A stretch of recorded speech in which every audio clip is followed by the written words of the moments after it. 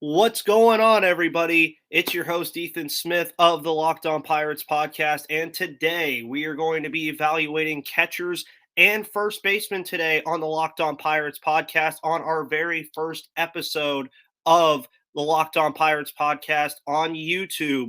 And today's episode is presented to you by Rock Auto. Rock Auto, of course, has amazing selection, reliably low prices, and all the parts your car will ever need. They are a family business serving do-it-yourselfers for over 20 years. Make sure when you go to rockauto.com and check out that in the How Did You Hear About Us box, you tell them about me, Ethan Smith of the Locked On Pirates podcast, when you check out. And guess what? It's time, baby. Let's get this going.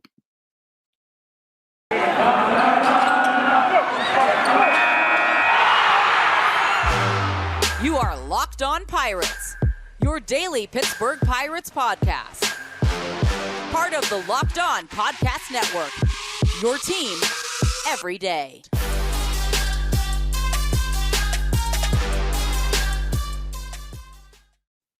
And just like that, how are we doing today, guys? I am your host, Ethan Smith of the Locked On Pirates podcast, where it's your team, your Pittsburgh Pirates, every single day. I hope you guys are all having a phenomenal Tuesday, September 28th, as we're getting really close to the end of October. And now, guess what, guys? You get to see my face in full form. You usually see it on the Locked On Nows, but also you can also see me on Twitter sometimes. You see my face on Twitter if you follow me there. You can see it right here at MVP_Ethan. You can also follow the Locked On Pirates podcast at Locked On Pirates. You can find this podcast now on YouTube, Spotify, Odyssey, anywhere you can find it. Usually you can find it anywhere. And as you saw yesterday, we had Mr. Gary Morgan Jr. on the podcast, as we do every Monday. And it was pretty fun. It was really fun.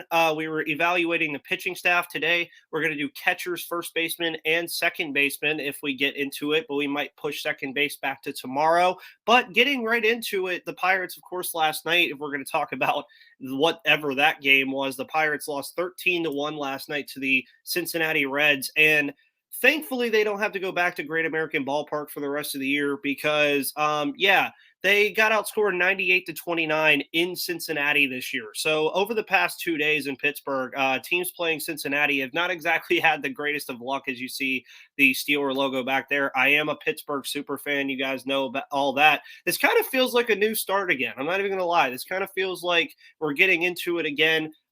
This is a new start for me. So if you guys have any comments about the YouTube channel or anything that you guys might want to see me do, that I can do, I will make sure it happens. But realistically, yesterday, before we even get into first baseman and the catchers, we're going to talk about yesterday's game a little bit. It was the last time the Pirates, of course, have to travel to Great American Ballpark this year. That was a big deal for me just because, this team just did not look good in Cincinnati. And it was just unfortunate because if the Pirates would have won yesterday, Cincinnati was done. They were not in the playoff conversation anymore, as this is, I believe, the last full week of the season as we get to that point. And the game just started horribly. Connor Overton only pitched one inning, gave up 4 runs. Nicholas Castellanos, Joey Votto, Tucker Barnhart, all big parts of that. And then, the only run the Pirates scored in this game came in the 5th inning. It was an Anthony Alford wild pitch. So realistically, the Pirates didn't even really deserve that. But Connor Overton, he's done fine. We're not going to talk about this game at length just because there wasn't a lot to talk about. The Pirates just got pounded. 17 hits. Can't really talk too much about that. And realistically, looking ahead to what we have today, Pirates and the Cubs will play at 6:35. That will be a fun game. We're going to get to see another Mitch Keller start. He's 5-11. His ERA is below a 6. Look out, guys. We talked about him yesterday on the pod. There's a lot of things that Mitch Keller has shown me this year that I've really liked. It really just depends on how you feel about him. Do you take the bad starts as increasingly bad, or do you take the good starts as increasingly good? I think you have to look at both from that standpoint and say he's grown as a player, and really this is his first full year as a pitcher of the Pittsburgh Pirates. If you really, really want to get into that and think about it, it's his first full year. And the thing is, for me, you've seen the improvement. 87 strikeouts to 45 walks, as I have the stats right here. it's just been kind of one of those Mitch Keller-esque seasons. And I mean, if you had to ask me what to look for in this Pirate series against the Cubs, it's the same thing I've been saying here for the last entire month. Let's just see some consistency from some of these guys that are on the bubble, like an Anthony Alford yesterday. Cole Tucker lately has been doing very well. Kevin Newman, I don't think he's on the bubble anymore. I think he's done just enough to really cement himself into that spot of being the shortstop in 2022. And then, the pitching staff, we talked about it yesterday. There's a lot of options in 2022. I mean, you're going to have Bryce Wilson, Mitch Keller, Miguel Yajure.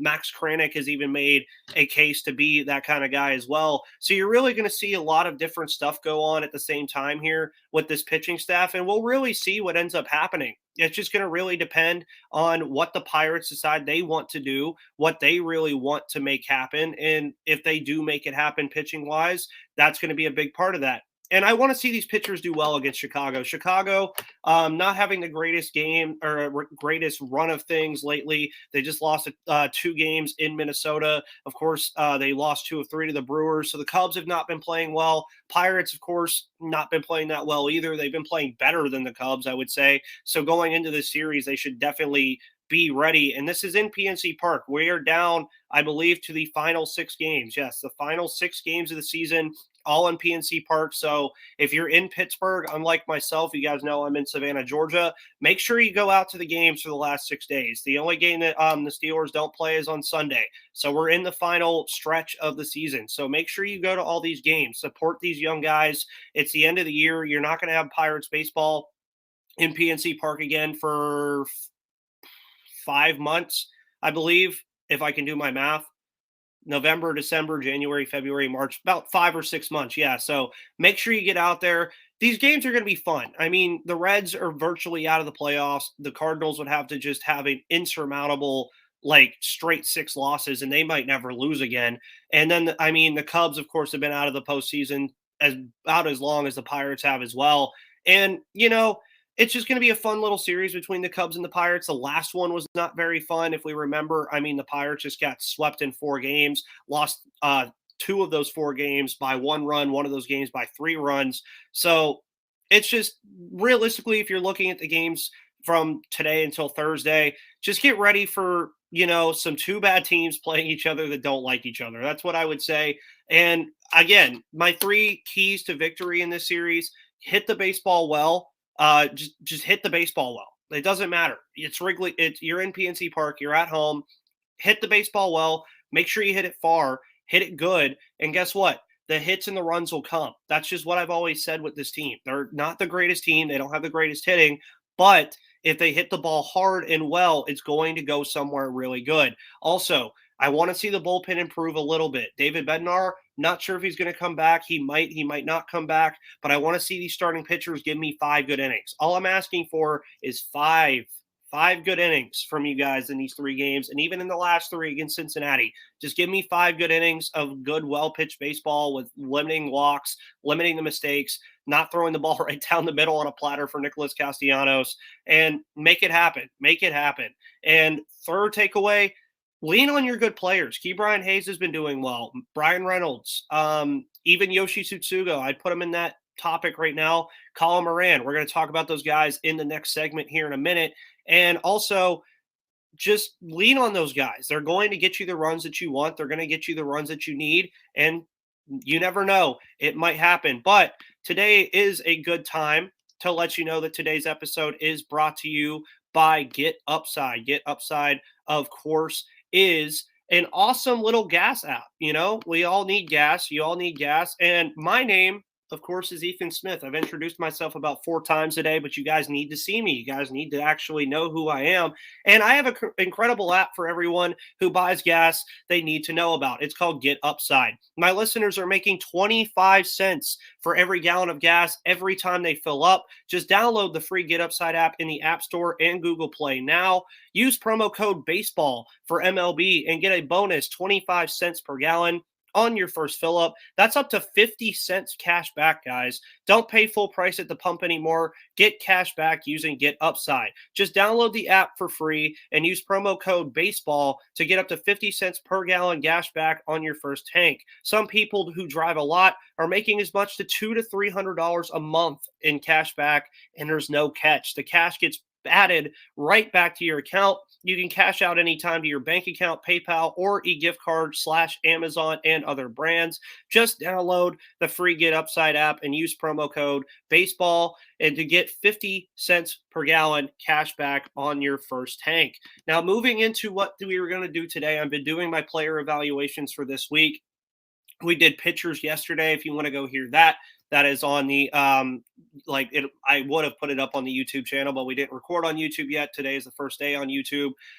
But it is on Odyssey, Spotify, Apple Podcasts, wherever you get your podcasts. Of course, I am your host, Ethan Smith, and welcome to segment 2. Well, we're going to get into the catchers, and you've probably heard me say this enough. I like Jacob Stallings. Well, we're evaluating catchers, by the way. I'm going to evaluate the MLB roster, and then I'm going to evaluate what the Pirates have done to make a concerted effort towards the catcher position this year. Jacob Stallings is an awesome player. I believe he still leads the majors in defensive runs saved. I know he did at one point and for most of the year. I believe he's still up there right now. Sorry, there's something on my hat. But you can't be mad at anything Jacob Stallings ever does. He rarely ever allows a pass ball. He hits the ball when you need him to. He's not the greatest hitter, but he hits the ball when you need him to. He also just does really good things. I mean, he's a leader in that clubhouse. He's a little bit older than what you would want for a rebuilding team, but I think he's going to be the perfect teacher for Henry Davis when he gets here. And Jacob Stallings, he had his little injuries. I mean, he's injured right now as well. I don't think we're going to see him again this year. But realistically, Jacob Stallings, man, I'm not going to grade him on any grading scale, but evaluating him, he did about exactly what you would expect Jacob Stallings to do. He was a very good defensive catcher. He got some really clutch home runs. I think he gave me one of the better moments of the season with the walk-off against Edwin Diaz and the Mets back in the summertime. That was probably one of my favorite moments of the year. And we're going to do a podcast about that probably next week when the season ends. My favorite moments and my least favorite moments of the year. You could probably guess what some of them are, and I'm probably going to bring one up on this podcast here in a little bit. But Jacob Stallings, man, he's a integral part of what this Pirates team was this year. I think he's going to be an integral part of what this team is next year. But for his counterpart, Michael Perez, I've seen enough of Michael Perez to where I just don't need to see anymore. I'll just be honest. It just isn't it for me. I mean, defensively, cool. He's okay. He's not the greatest defensive catcher in the world. He's not going to be like a Gold Glove catcher anytime at any point in the rest of his career. But when you're batting as bad as he is, trust me, we've seen some bad bats in Pittsburgh this year. Everybody can we can all say that. We've seen some bad bats in Pittsburgh this year. The first stint with Anthony Alford wasn't great. Dustin Fowler, Kai Tom, Cole Tucker hasn't been good. But I'd say Michael Perez has probably been the worst one. I mean, anytime he's out there to bat, he hasn't done anything. It's just been awful. And I don't see why you bring him back next year. Go sign a veteran backup. That's what I'm telling you right now, Neil Huntington. I'm not telling Neil Huntington. See, look, guys, I'm a little nervous today. I will be honest. I'm a little nervous today, like having everybody see me. It's a new thing. But that's what I would tell Ben Cherington. Just go find a new catcher behind Jacob Stallings. Doesn't need to be anybody great. Doesn't need to be anybody awesome. But just find somebody that every 5 days when he has to catch, when Jacob Stallings needs a break, is going to hit over the Mendoza line. Michael Perez, no. It's just a no for me. It's a hard no. He just doesn't seem like he picks up fastballs like at all. I don't know why. It just doesn't look good. Like, when you can see when a swing is good, and even if you miss, it's a good swing. Like, you just like drive through it. He just doesn't look like he does that. And he's had his moments this year. He's had his good moments. He had a good stint there where I believe he had like 4 home runs over 15 days or something like that. So he's had his good stints too, but that was like the only one I can come to memory that I've seen of Michael Perez this year. And there's not really, excuse me, there's not really anybody else except maybe like a Christian Bethancourt that could be there. He's like maybe the only guy in the system. But what I'm saying is make sure that you make the backup catcher spot a priority next year. Make it a priority, please. As I clear my throat, now I'm back to my normal voice. But the catchers did fine. There wasn't too much to say about like the offensive production that the catchers gave. I mean, Jacob Stallings was the offensive production. Michael Perez was just kind of there, I would say. And there's nothing wrong with that. It's just realistically, when you look at some of the teams that are really good in Major League Baseball, they have a backup catcher that can hit. I mean, you can go to almost any of the teams that are in the playoffs right now and say, oh, they have Will Smith and another guy in Los Angeles that can hit.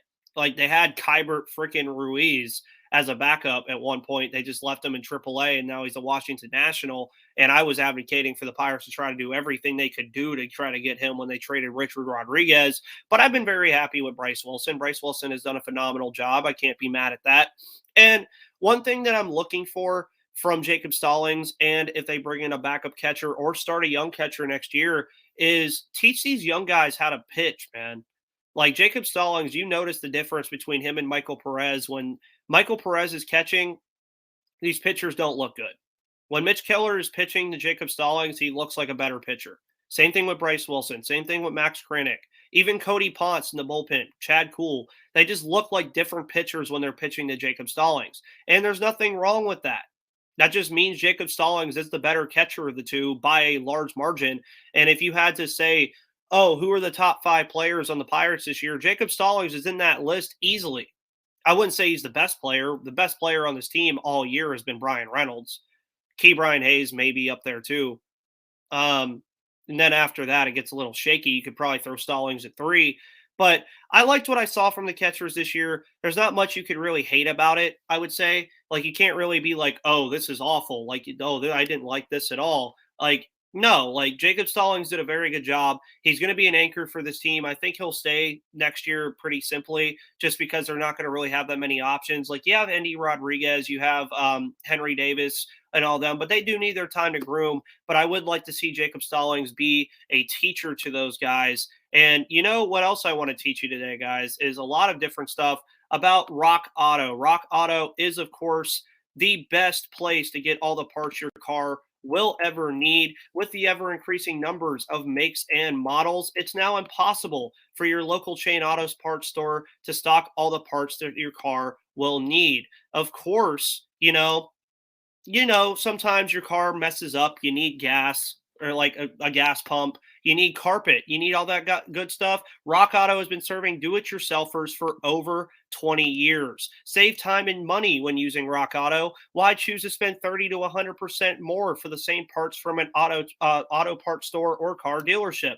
Rock Auto prices are reliably low for every customer. They have everything you can need from brake parts, tail lamps, motor oil, and even new carpet. Of course, go explore their easy-to-use website today to find the solution for your auto parts needs. Go to rockauto.com and don't use a promo code, but let them know that I sent you, the host of Locked On Pirates, Ethan Smith, and save money when you're getting stuff for your car, man. There's no reason you should be spending that much money on your car.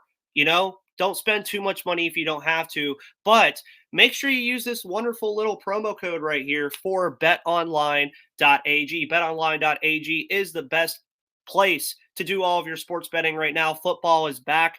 Football is back on the gridiron. And if you also use promo code NFL100, they will give you $100 of free money to bet on the NFL. You can also bet on baseball. If you want to bet on the Pirates these last 6 games, BetOnline has you. You can bet on baseball, football, basketball, hockey. All of them are coming back. Even the Pittsburgh Penguins had a preseason game yesterday. But when you use that promo code LOCKEDON at betonline.ag, they will give you a 50% welcome bonus, meaning they will match half of whatever you put onto their website. So if you put in $100, they're going to give you $50 of free money to go bet on some sports, make those parlays that could make you rich. And guess what? BetOnline is the only place that we trust here at the Locked On Podcast Network, and it is the best place to do all of your sports betting this football season. Now, getting into, I'm going to take that off, getting into first baseman, Colin Marin had a rough year. Colin Marin, he was injured a lot this year. He didn't really, ever catch his ground. I mean, he's looked good from what I've seen. I mean, you can't really be too mad at what we've seen from Colin Marin. He's just had a really good year. And when he's been on the field, he's been fine. I mean, he's batting 262, 332, 393 with a 725 OPS and a zero WAR. Literally, his WAR is zero. So, what it caused a lot of flack among the first basemen this year was just the idea that Colin Marin was hurt. He was supposed to be the guy that when Josh Bell was traded this offseason, he was supposed to be the guy that was going to be the everyday first baseman. He was going to be a good left-handed power bat, which he has been when he's played. Don't get me wrong. Like, if anybody wants to deny that, I will gladly come take that. Like, we can have that conversation. But the injuries just hurt him all year. And he might even be a prime trade candidate this offseason. And there's a big reason why, because, I mean, you saw two guys that we're going to get into before we get into the one good guy that came out of all this. Will Craig, of course, not even in the organization anymore. He was okay at the beginning. He had a good start at the beginning, and then everything just kind of went downhill after that Javi Baez play, which as I mentioned earlier, you knew there was going to be a play I was going to mention that was a non-highlight of the season. And the thing is with Will Craig, he just never panned out. He was a former first-round pick. He was from the old regime. He was already on his way out anyway with the amount of guys that we have in the system and Mason Martin and all that stuff. And also going back to that before that, I mean, the Pirates first base-wise and catcher-wise have done a very good job at bringing in guys through the system right now. Endy Rodriguez, Abraham Gutierrez, Henry Davis, Mason Martin. You've seen a lot of good guys back there down in the minors at the moment. Also shouts out to Bradenton for winning the low A championship a few days ago. But Will Craig, his bat was just never there. Obviously, his defense was never there either. And you could tell that there was just a disconnect after a while this season, and he was gone. So that's my evaluation of Will Craig. Then we got John Nagowski. John Nagowski was like an enigma here for a hot minute. I mean, he was just hitting the baseball everywhere. He looked like a beer leaguer. I mean, he wore a great number, all that good stuff. He's not in the organization anymore either. Him and Kai Tom got picked up by the San Francisco Giants on minor league deals recently.